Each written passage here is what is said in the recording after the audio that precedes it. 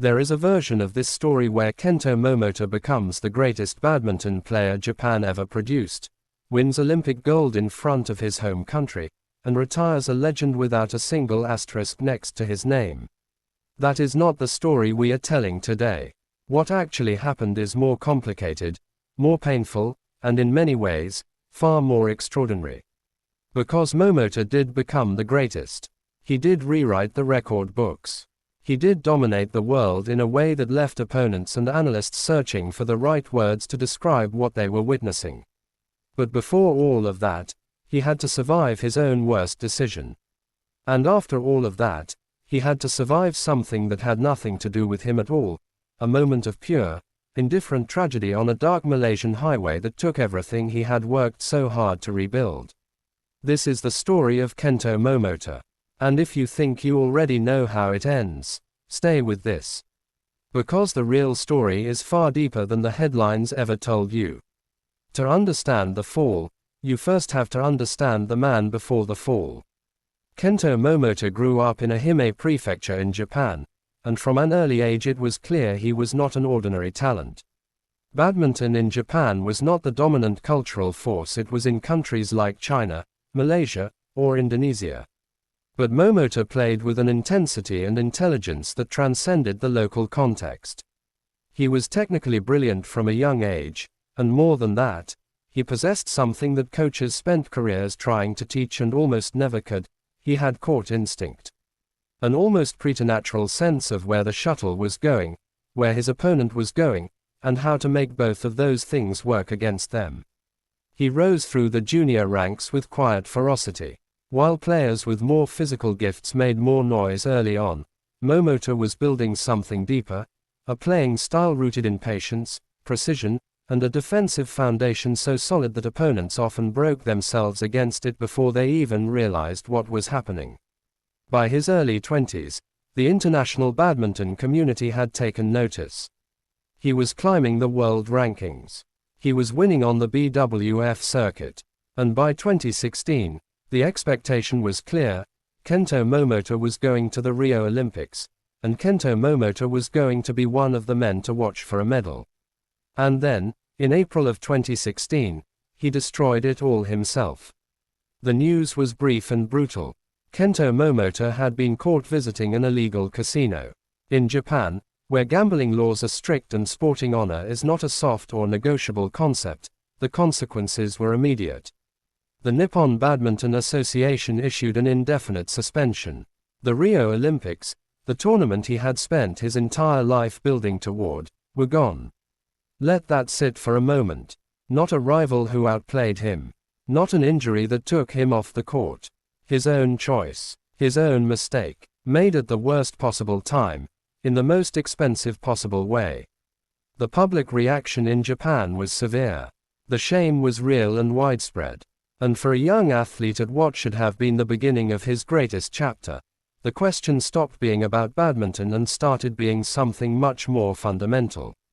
Who are you when you've taken everything away from yourself?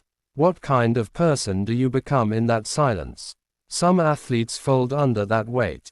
Some quietly disappear. Some never find the motivation to come back because the sport that once felt like destiny begins to feel like a reminder of what you threw away. Kento Momota chose differently. What he did during that suspension, and in the months after it was lifted, was not easy to see in real time. There were no dramatic press conferences, no viral comeback moments, no single match where everyone pointed and said, "He's back." What there was instead was work. Relentless, unglamorous, daily work. He returned to the court without the fanfare that a talent like his might have expected. He had to re-earn trust. From his federation, from the public, from opponents who now measured him differently. He had to re-earn confidence in himself. And he had to do all of that while competing at the elite level against players who had continued developing while he had been standing still. But something in the crucible of that suspension had changed him.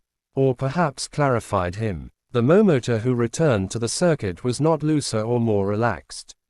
If anything, he was more focused, more controlled, more dangerous. In September 2018, history was made. Kento Momota became the first Japanese man ever to reach the world #1 ranking in men's badminton singles. A sport dominated for decades by players from China, Malaysia, Indonesia, Denmark, players from countries where badminton was not just a sport but a national religion. And a Japanese man, a man who had been suspended and humiliated just 2 years earlier, had climbed to the very top of all of it. That story alone would be worth telling. But 2018 was not even the peak. The year 2019 is still spoken about with a kind of reverence in badminton circles. Because what Kento Momota did that year was not just impressive. It was, by definition, historic. He won 11 men's singles titles in a single season.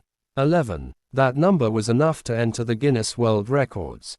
The most men's singles titles won in a single season in the history of the sport. The previous record had been held by Lee Chong-wei, a Malaysian icon widely regarded as one of the greatest players ever to hold a racket. Momota didn't just match it. He surpassed it. Watch the footage from that season, and the most striking thing is not the winning itself, it is the manner of it.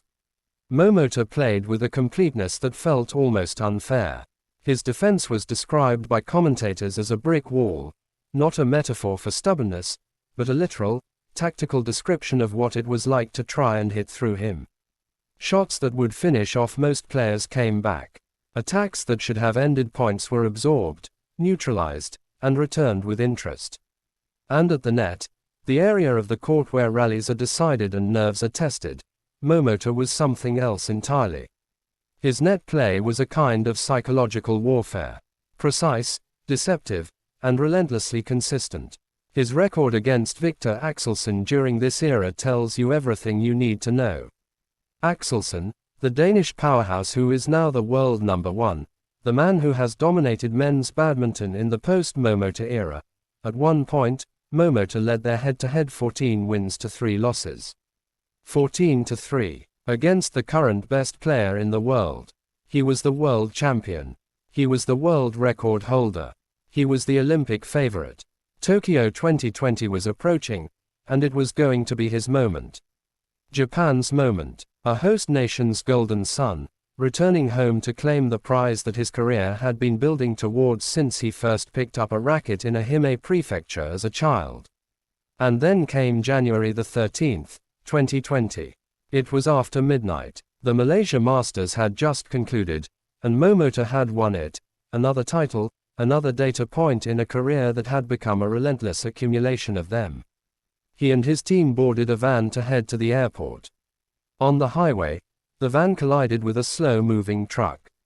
The driver of the van was killed. Momota was pulled from the wreckage with multiple lacerations. He was rushed to hospital. The initial reports allowed for hope. The injuries seemed serious but survivable. The surgery that followed seemed like the worst of it. But when Momota returned to training, something was wrong in a way that the medical reports hadn't fully captured. He was experiencing double vision. The crash had fractured the orbital floor of his right eye, the bone structure that cradles and positions the eye itself. Emergency surgery was required, and surgery on your eye, when your entire athletic identity is built on hand-eye coordination, on reading a shuttle moving at 200 kilometers an hour, on seeing and reacting faster than your opponent, that is not a minor complication. That is a direct assault on the very thing that makes you who you are as a player. He was sidelined for months. Critical months. The months in which elite athletes build the match sharpness that you cannot manufacture in a training hall. The months in which the body and the mind synchronize in ways that only happen through live competition, through pressure, through the specific and irreplaceable experience of standing across the net from someone trying to beat you. When those months were gone, they were simply gone. The Tokyo Olympics arrived in the summer of 2021. Delayed by a pandemic year that had paradoxically both given Momota more time to recover and denied him the competition rhythm that recovery required. He arrived as the top seed, the reigning world champion, the man Japan had been waiting for.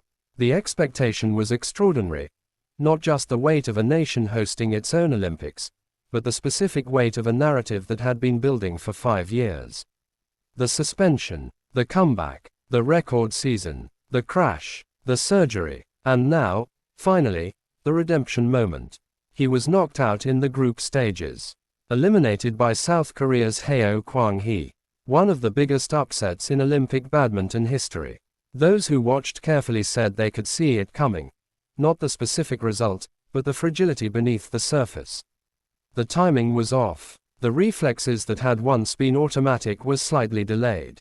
The confident aggression that had defined his game at his peak was replaced by something more tentative, more effortful, less like a champion playing his natural game and more like a great player fighting to remember what natural felt like. The crash had not just injured his eye.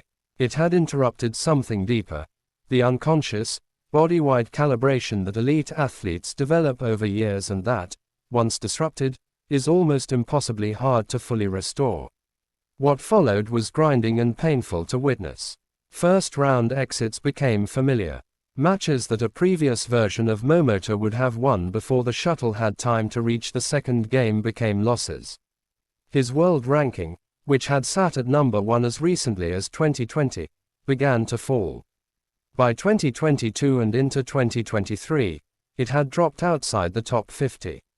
The man who had held 11 titles in a single season, who had led the current world number 1 14 wins to 3, was no longer competitive at the level he had spent his life reaching. He kept fighting. He kept arriving at tournaments, kept warming up, kept standing on the other side of the net and competing. There were moments, flashes, glimpses, where the old Momota appeared briefly in a rally, in a shot, in a piece of net play that made you remember. But moments are not enough at the elite level. Moments cannot substitute for the consistency that had once been effortless and was now simply out of reach. In April 2024, Kento Momota announced his retirement from the Japanese national team. He would no longer compete on the BWF World Tour. The international chapter of his career was finished. He was 29 years old.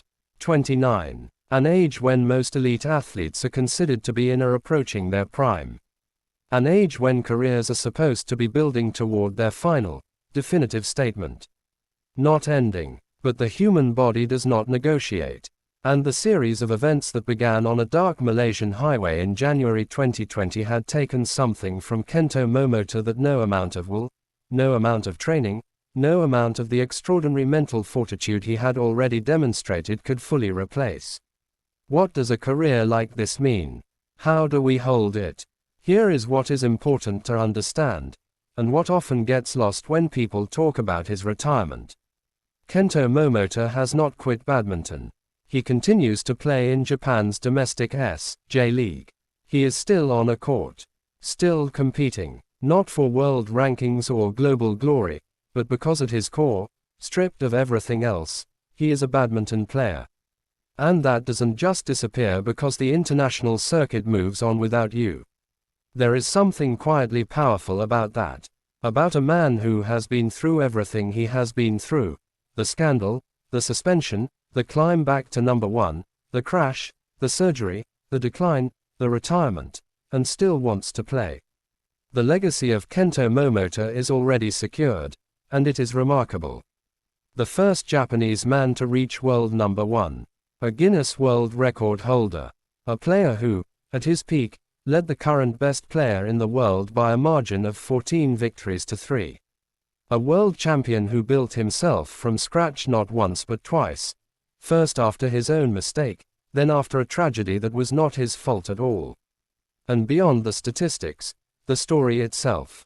Because that is what will endure. Not the numbers, not the ranking, not even the record season. The story of a young man who failed publicly, who chose to rebuild rather than disappear, who climbed to a height no Japanese player had ever reached before, who had everything torn away from him by an accident on a dark road, and who kept showing up anyway.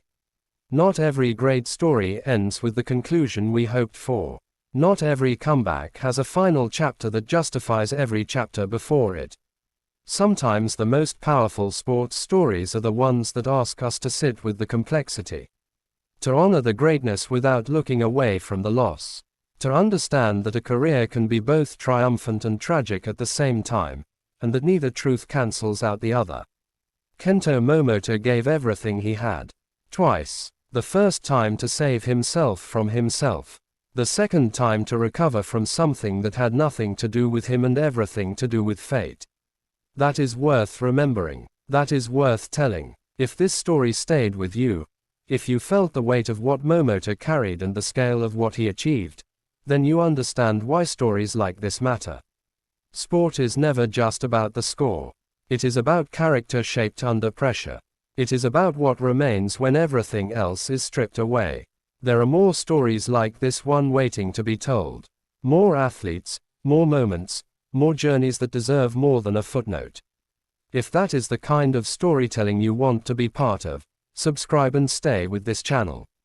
The next story is already coming, and it will be worth your time.